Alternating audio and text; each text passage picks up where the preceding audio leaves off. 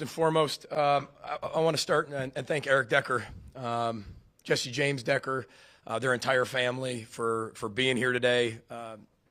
Eric was, kind enough to see us yesterday in one of our team meetings and come over as he gets inducted into the Minnesota Hall of Fame. And there's somebody that really represents what it means to be a Gopher on and off the field. And it's amazing, not only just during his football career, but what him and his wife have done after that. They're really close to our program. They're good friends of ours. I'm just so thankful that he spent some time with us, and really grateful for him. Second thing, you got to give a lot of credit to Rhode Island. They play really, really hard, really tough, throw a lot of things at you. I told you that's a really good FCS team. I know that people put, not a lot of stock into certain things, but every game deserves 100% of our attention. I told our players last week, I said, we got to wait 10 days now to play. And I knew that festered in them. And it festered in the right way. It was more like fertilizer. It just grew and grew and grew, and every day they came out with the right mindset and the positive attitude to get better and grow. We gave them 3 things on offense, defense, and special teams to get better at, and I thought they did that. They did those three things very well, and I'm sure we'll talk about that throughout the week. So I'm really proud of our efforts. It was a complete game. Offense, defense, special teams, team win. Played a lot of players today, which we really wanted to do, but we played them. And I made him a promise last week. I said, we're going to play for 60 minutes. In the portal world, in the NIL world, you've got to play football if you get in a position like that to keep playing football. Sometimes your teams aren't even made till June, and they're going to be putting guys in there that midseason that have to go perform at a highest level. I told them we're playing 60 minutes of football, so everybody get ready, and they did. So give them a lot of credit. Really good football team, very well coached. Coach is a great guy, and but we did a lot of really good things today, and then we did some things we're going to continue to grow and improve on. And then last but not least, number 3, I just want to congratulate Dr. Rebecca Cunningham, our new president, on her first Gopher football win. She joined us in the locker room, which it was great to celebrate with her so she could get a feel of what Gopher athletics is all about through the leadership of Mark Coyle, and just a great locker room feel afterwards. And, proud of our guys to be 1-0 in Rhode Island season. So with that, we'll open up for some questions. What did you think of the way you were able to find a groove with the quick game concepts today? That's a great question. I think if you go back to when we talked before, I think you might have even asked the question. This is kind of spring. What do you think you're going to be? We don't have Mohamed Ibrahim, that style back. People always said, why didn't you throw to Mohamed? And Mohamed wasn't like the greatest receiver, but he could run it 35 to 40 times, and he could do it better than anybody I've ever coached. So if your best player can do that, do that. If your best players can do other things, do the other things too. And I thought what you saw today was the ability for us, what you saw start of the second half last week, was throwing to run it. We can not only run the football, but also we can throw it to run it. That's going to set up a lot of different things. And that was the whole point we talked about pre-spring, was we want to get to a point where we can throw it to run it. And I think that's what you saw. I mean, I haven't checked necessarily his statistics, 24 of 30. But you can only do that if you're consistent, you're accurate, you're efficient. Plus, there's 3 drops in there. I mean, he really should have been – they're easy drops. So that's 27 of 30. That's throwing it to run it. And we have to be more of that and create the balance that way that this team needs to have happen. Now, we haven't done that in the past. So it's a new team to do it. And that's where the trust comes in. And we got really good players. You got to be able to trust them. And it took us a little bit to get going again. But once we got going, we got going. And we got going way faster than we did last week. So that's what I see the difference was from last week to this week. PJ, speaking of balance, 34 passes, 37 runs. You guys love that, don't you? You know my definition of balance. It's being efficient with whatever you do best. Sometimes you're going to have to throw it to win the game, run it to win the game. We'd all want to be 50-50. Every head coach, no matter who you are, would love the balance. Right? I think it's a word that's used for media, coaches. You talk about balance. It sounds good. It's coaching cliches. I had a lot of announcers ask me in the last few weeks about our balance and kind of the tip of the scales. I said, well, if you look at that, there's been years we've also had, 14, 15 runs in the fourth quarter in a row to finish out a game. They'll still count as runs, and they tip the scale if you go all the way back to 17. And you even go back to 13 at Western Michigan. But I thought today we had a really good Flow. It was a really good vibe, and we were always on track. And that's what I felt we did, and what type of team we're going to have to be. We're going to have to stay on track. Was Dares on a snap count at all today, or was he limited at all, and how did you feel he was? Yeah, we wanted him. I don't know how many plays he played. He was on a snap count, whether he hit that or not. We wanted him in a range of 15 to 20 plays, somewhere around there. And I'm not saying that's right in his wheelhouse, but Marcus is a really good tailback. JoJo's done a lot of good things for us. Saw Jaron at the end of the game. You saw CA. Remember, we're deeper there. And we want him every time he's in that game to feel really good. But, yeah, he was on a little bit of a pitch count. I don't make those decisions. The doctors, medical staff do, and give him what he is. And always in my ear, hey, the series he's up. Now I want him to get him this many carries this time or how many plays. And then, Sip came to me towards the end of the game and said, okay, well, I think he's got his number, and we were all good with that. What did you think was key today in the defense bouncing back? Well, I thought they played extremely well last week. I don't even know if it's a bounce back. I mean, those are two good teams. I think North Carolina had 200 and some yards. That's pretty good. We got after it last week, and so did North Carolina's defense. I don't know about the bounce back. I think the difference was the takeaways. We also had 4 or 5 that were just off our fingertips. But we said we wanted to be able to create more takeaways than we have in a long time, and I thought we did that. I thought we swarmed to the football. I think Coach Heatherman's really good.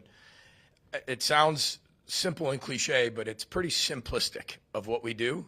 But we do it with so much versatility. And we hope that every week people aren't seeing the same things and can't really get beats on what we're doing and how we're doing it. And we felt that same way again today, and we'll continue to get really creative and versatile and reach into our bag of depth and kind of go from there. But I thought they played incredibly hard. They swarmed. That quarterback's really good. He can move around. He's agile. He always keeps the play going. He threw some really good passes. I thought we covered him pretty good man-to-man in their hips. And I thought, when you look back on it, our penalties, we had 4 penalties. And we only had 6 last week, and there's a lot of penalties. 6 isn't a lot of penalties for us, but they came at crucial times. We had 4 today. 2 to 4 is usually about where we're at. But I thought they played really aggressive. I thought they're all locked in. Our guys love playing defense. And they have so many guys that just love to swarm and play, and it's fun to coach them, And they knew they had to wait 10 days. And I told them after the game at North Carolina, I said, I'd love to go back out and play 60 more minutes. We'll just see if they'll do 30, just because our guys just love playing. They're fun to watch because they love to play. We got a long way to go. We're 1-0 in the Rhode Island season. That was the main objective. But we were able to do a lot of things tonight that are going to make us better as we keep moving forward. And you're finding out what type of team you are. You think you might have an idea.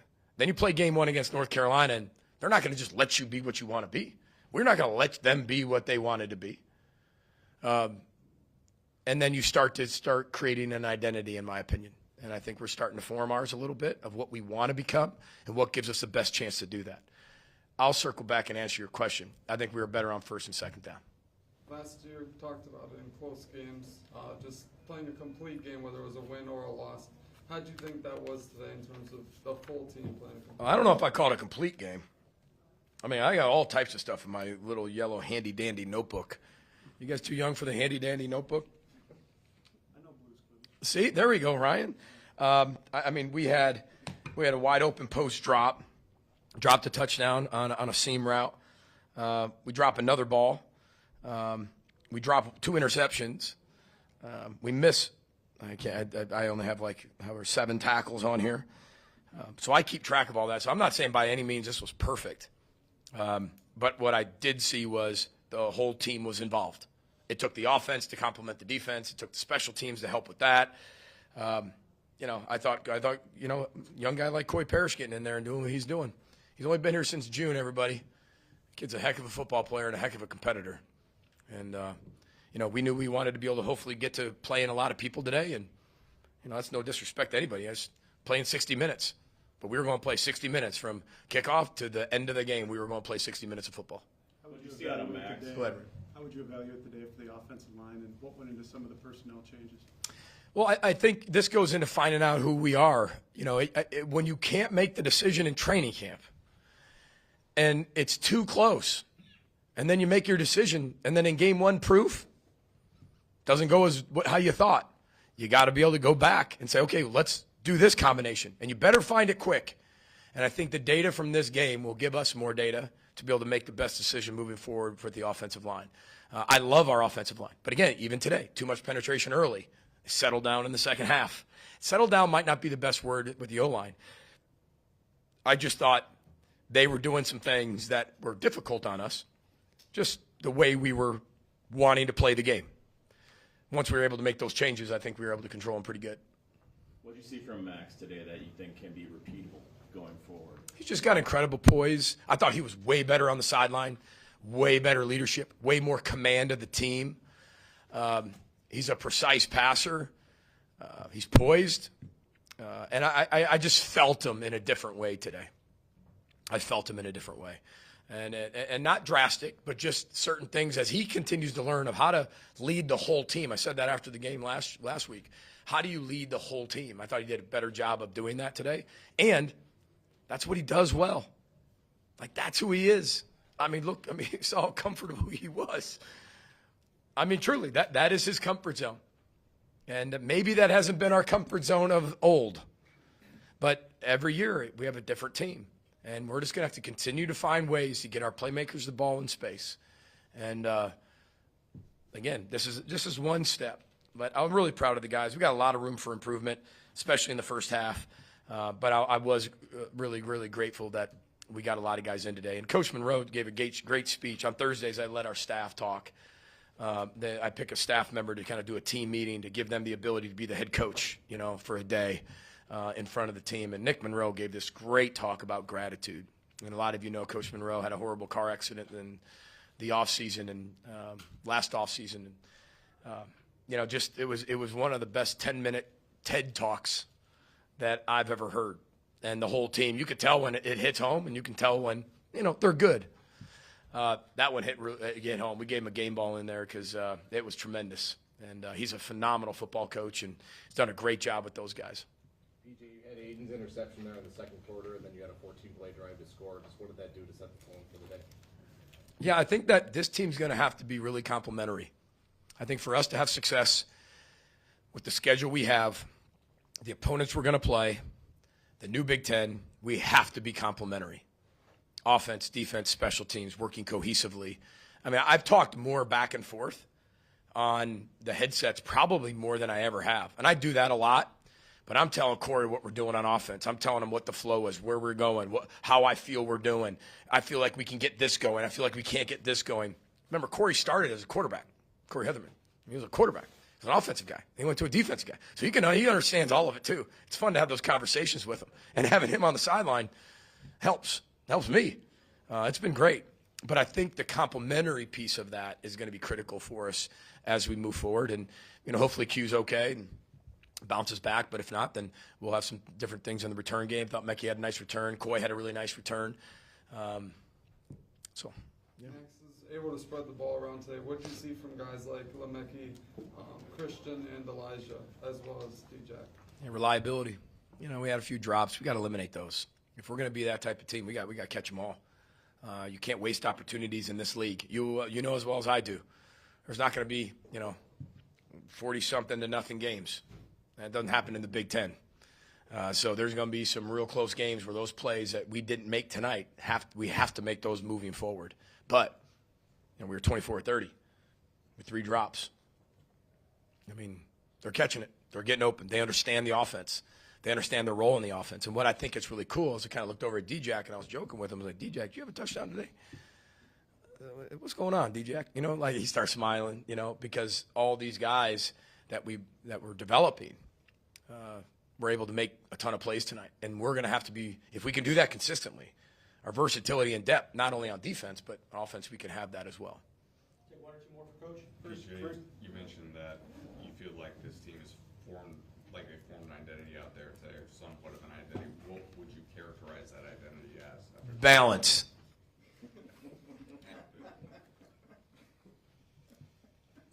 Final one for Coach. First drive of the game, you ended up going for a long field goal. How important do you think it was for Dragan to see that go through the uprights? I think he thinks everyone's going through the uprights. Listen, 55 yards too. It doesn't matter. Just missed it a little right. I'm not saying so what, because I care. He cares, but get back out there and do it again. I mean, I grew up where the more you fail, the better I did, because I just couldn't wait to go do it again. And that's Dragan. I mean, what do you do with a hitter that is in a slump hitting? He keeps hitting. He keeps swinging. Right, boss? Mark says all the time to me, keep swinging. I tell him, keep rowing right back. But what do you do with it? You keep playing. Golfers, you keep playing. You keep hitting the ball. You keep your faith in it. And he did. Like he's one. I'm not saying I don't worry about. I worry about all of them. I just worry. I get paid to worry in a lot of areas. But I have a ton of faith and trust in my players because I watch what they do during the week.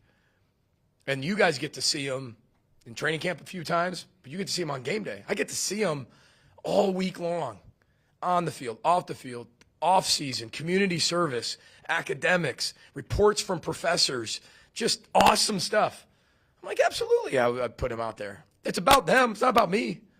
I can't go out there and kick it. He can kick it way better than I could kick it. And he's the best one, I think, one of the best in the country. Keep going, man. Just keep going. And I think he did a great job of responding. And Taco Bell heals a lot. 2 a.m. after that missed field goal, him and a bunch of his buddies, because this team's really close. They all went to Taco Bell. And that was the start of him feeling better, Some cheesy gordita crunches and solves a lot. Don't ever forget they're still kids. Any other questions? All right. Row the boat, Sky Mago Gophers. Thanks for being here, everybody.